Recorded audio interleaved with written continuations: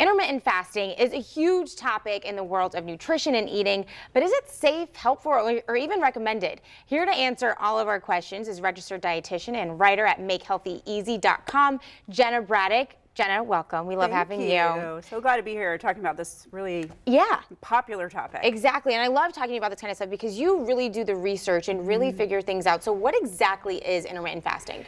It is defined as a period of either restricted, limited, or no eating, followed by a time frame of, quote, normal eating. And so there's several different styles to this. You might see every other day fasting, so a full 24 hours of fasting followed by a day of normal eating. You might see limited eating windows. That's a common phrase you'll hear in intermittent fasting, where you'll eat for 8 hours, 10 hours, 12 hours, and then follow that with a 12, 14, or 16-hour fast. And then there's certainly religious reasons to fast as well, and I note that because a lot of our research on intermittent fasting actually comes from religion studies. Got it. And so now when you're hearing, you don't eat for hours and hours, it doesn't seem like there would be any benefits to that. So what are some? Right, so it's really interesting. I personally think this is a very exciting area of nutrition research right now. There's still a lot of questions to be answered, but it's very exciting. So what happens is when you have that longer period of fasting, within our cells, certain things literally like switch on, and they're like maintenance crews. Within the DNA, within our mitochondria,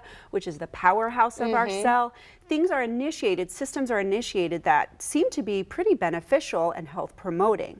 So specifically, the research is looking at intermittent fasting's impact on the prevention or treatment of disease in areas like diabetes, in cancer, in diseases of the brain like Alzheimer's and Parkinson's.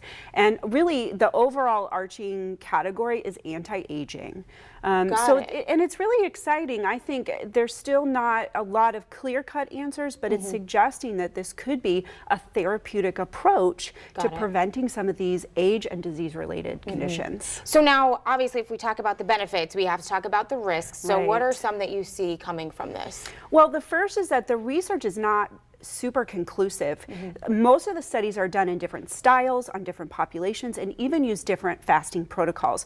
So it's really difficult to make strong population-based conclusions from that. I've read a lot of the research. There's certainly more, and I could have missed some things, but it's very unclear as to how to apply fasting to get these benefits.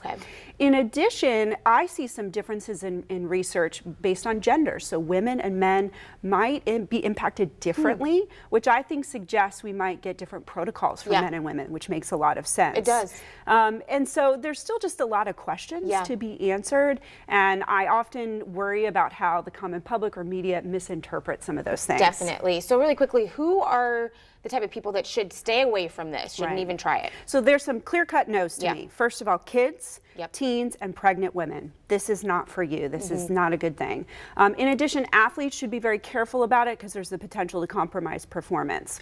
In addition, this is my personal opinion now, I don't feel like this is a great approach for young adults, specifically in their 20s. And the reason why is because for men, both mentally and physically, and for women with their bones, they're still building body. They're still laying down the foundation for their health within their 20s. And this is really a population I've seen embrace fasting, which makes me kind of concerned because they're prioritizing fasting sometimes above other things in their life, social, emotional relationships, and other health factors, where I don't necessarily think that it's clear that that benefit outweighs the risk. So for women, I have concerns, could there be bone impact that they don't realize till later in their life? And we don't have research to show that because nobody's looked at that question. That's a personal one. So I don't think this is great for the younger populations. I just don't see the efficacy yet.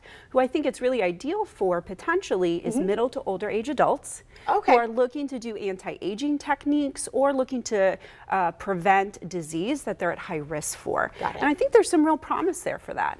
All right, Jenna, well, thank you so much. As always, so much great information. You can head over to our website where you can find a link to Jenna's blog about intermittent fasting and so much more. Just head over to our website, firstcoastliving.net.